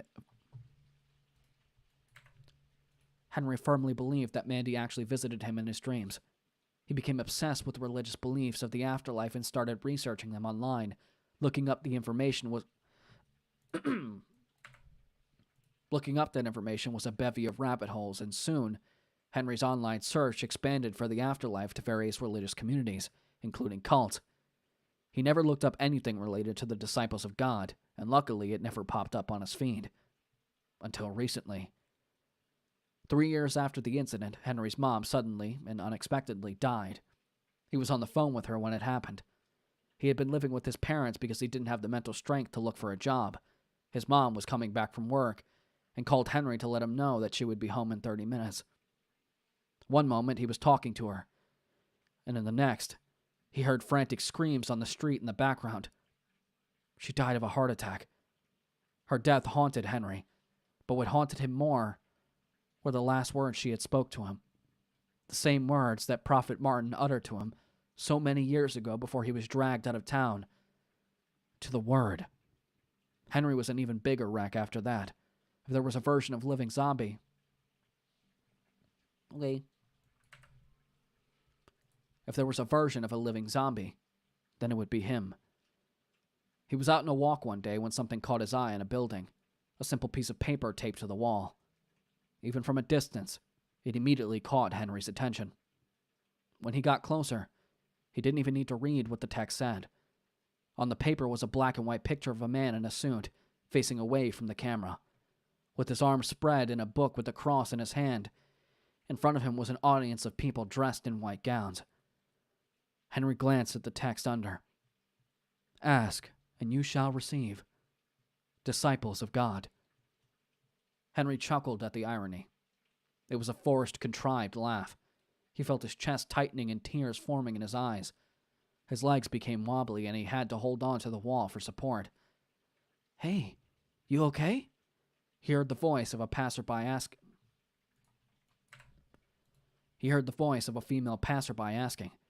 Henry nodded and uttered a meager "yeah" in hopes the woman would leave. He felt her stare on him for a prolonged moment before she continued on her way. Henry looked up with bleary eyes at the paper on the wall. This was no coincidence. It was here for a reason. It was meant for him. He knew what he needed to do. Noah's reach was just like he remembered it, but bigger. From afar, it glowed against the dark night sky, but much brighter than 4 years ago. As Henry stared at the car window, he wondered what kind of welcome he would receive. He glanced to the right at the passenger seat, where the ceremonial dagger rested. It looked pristine, clean of blood that...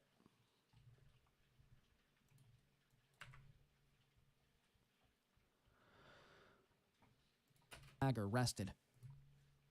It looked pristine, clean of the blood that stained it the day he tried to kill Martin with it. Henry had no idea why he didn't toss the knife away. The police never bothered to confiscate it, so he took it with them. It rested on the shelf of Henry's room for days before he decided to wrap it in a cloth, put it in a box, and place it on the attic.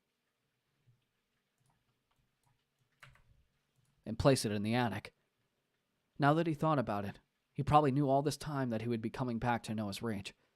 As he drove towards the town entrance, he realized that the gate was wide open. 2 guards stood on top of the gate, armed with assault rifles. Henry slowed down to see if they would try to shoot him or warn him. Not to his surprise, they placed their hands on their chest and bowed down to him. Henry drove inside, knowing that he was well past the point of no return. As he stopped the car in the middle of the street, he placed a dagger in the back of his pants, tucking it under his shirt to conceal it. No one said a word to him when he exited the car and made his way towards the church. The church looked as grand as ever, glowing its radiance. And as Henry got closer, he realized 2 things.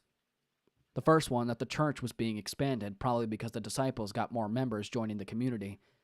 And second, they had a night sermon right now. That meant that Prophet Martin would be in there.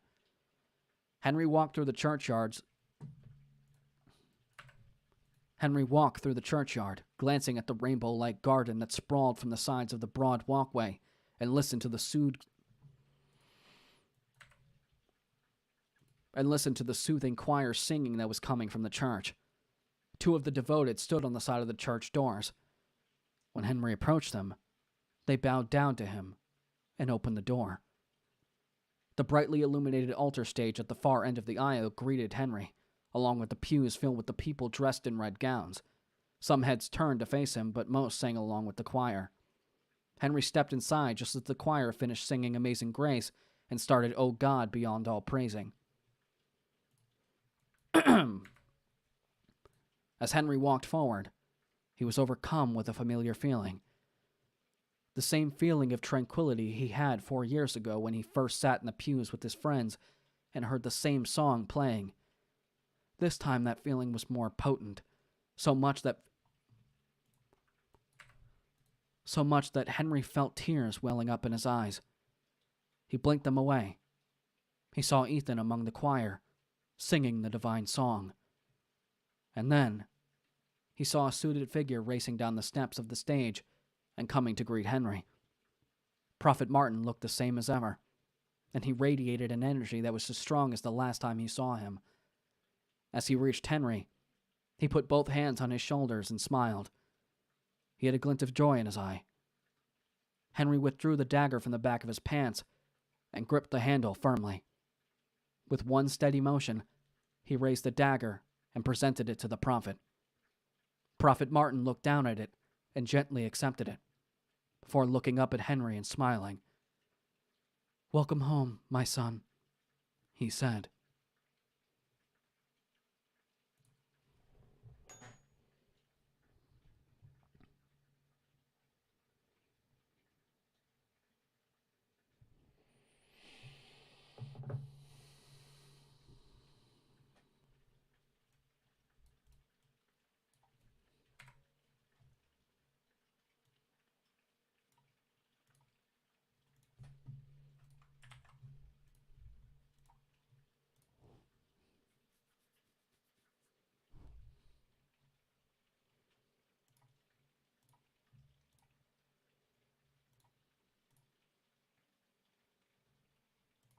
Well, we did it. I kind of forgot I was streaming.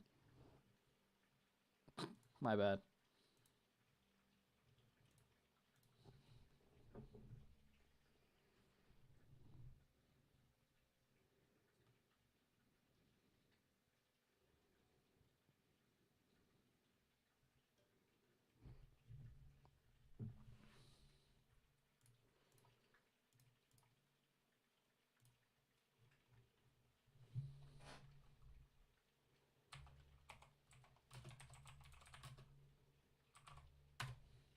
Oh my god. My throat.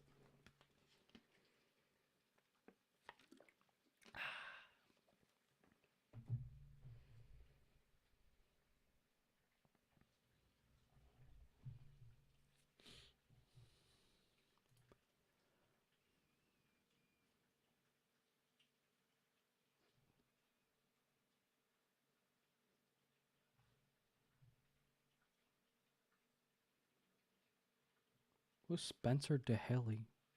Hello? Don't forget to record the closing credits. But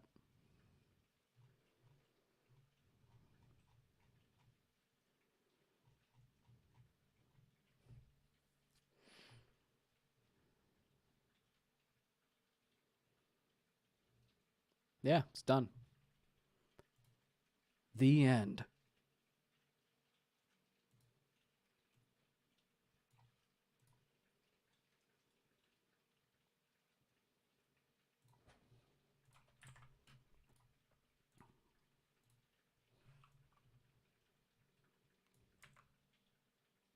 Hello. The author only requires me to put a track at the end that says "the end," so that Audible knows that like that's the end of the book. He doesn't really ever put anything at the end of the book that he wants me to read. He has a poem here, but he told me not to do this.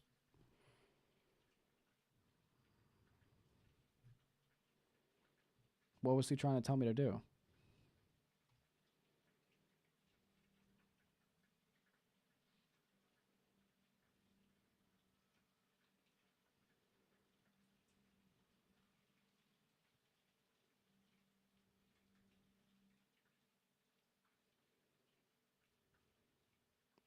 To air?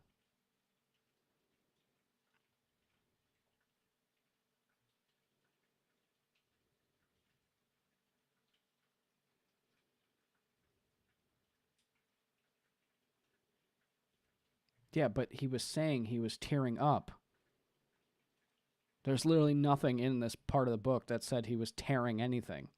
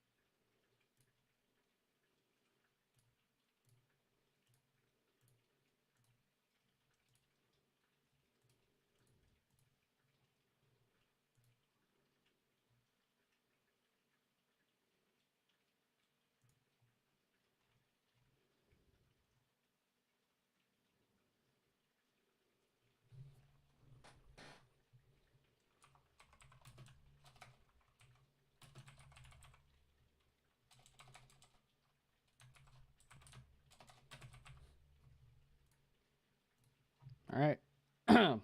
That's it, everybody. Thank you for stopping by the stream. We are finished with recording The Gathering by Boris Bakic, which should be coming out probably late next month, probably towards the end of next month. If you want, I will put the actual book link in the chat here, if I can get to it. I will put it here. Let's refresh this. I'll put it here so you guys can check it out on Amazon. It's a great book. I really enjoyed it. It is a slow burn at the beginning, but it gets really good around like the 10 chapter mark. I really enjoyed it. I loved enveloping myself in these characters, and there's a couple of twists in there that I didn't expect, and I was really happy with it. So I hope you guys enjoyed listening to the last little bit of the book from yesterday and today. I got permission from the author, so where anytime we do a project together, if I want to stream me doing it, he doesn't care that I do it. So you're probably going to see more of these in the future. But thank you so much for tuning in, and I will see you guys next time for something else, whatever it is. I'm trying to get back into YouTube narration, so maybe